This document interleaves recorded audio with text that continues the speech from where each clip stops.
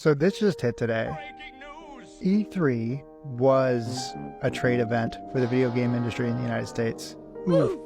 So I've been working on a video for this exact thing for a couple of months now, and I'm a little late, but this is perfect. The IDSA, Interactive Digital Software Association, started in 1994 because of this asshole, who is an absolute piece of shit, to help game developers and help position games as a legitimate medium. So we didn't have to encounter what the comic book industry did. We would have lawyers and journalists come together that would help fight these things. That started in 1994. How many times have we had the games and guns debate since then?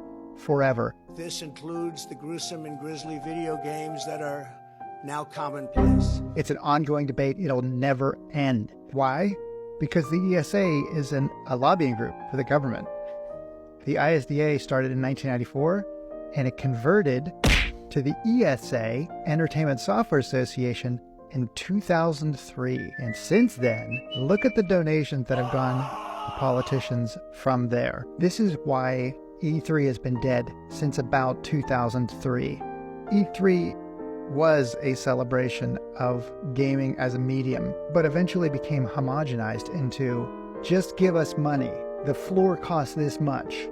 If Microsoft wants to contribute to this, it's going to cost them $17 million. And then you have to pay for labor. You have to pay for logistics. You have to pay for all of those things on top.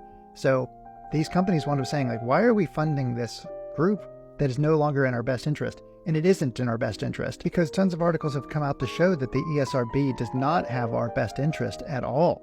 They are anti-emulation. They want loot boxes in games. This Jim Sterling video from 4 years ago pretty much nails that the ESA is a big piece of shit. And so that's why who cares? E3 hasn't been E3 for 20 years. So stop lamenting it if you do lament it. It's garbage. It's been a garbage show forever. And I apologize to those who haven't seen it, but if you've been to PAX, if you've been to these other smaller shows, those are much better, much more like original E3s, because they're really excited about the industry. The people in control of the games industry right now, the promotion and protection of the game industry, have been co-opted. So the fact this is over is actually probably a good sign that game developers and game companies are standing up to these practices. And I'm not like giving them a pass. I'm not saying because Activision didn't pay into this or whatever that they're fine and dandy, but they don't want to be supporting this nonsense. And I agree with them 100%.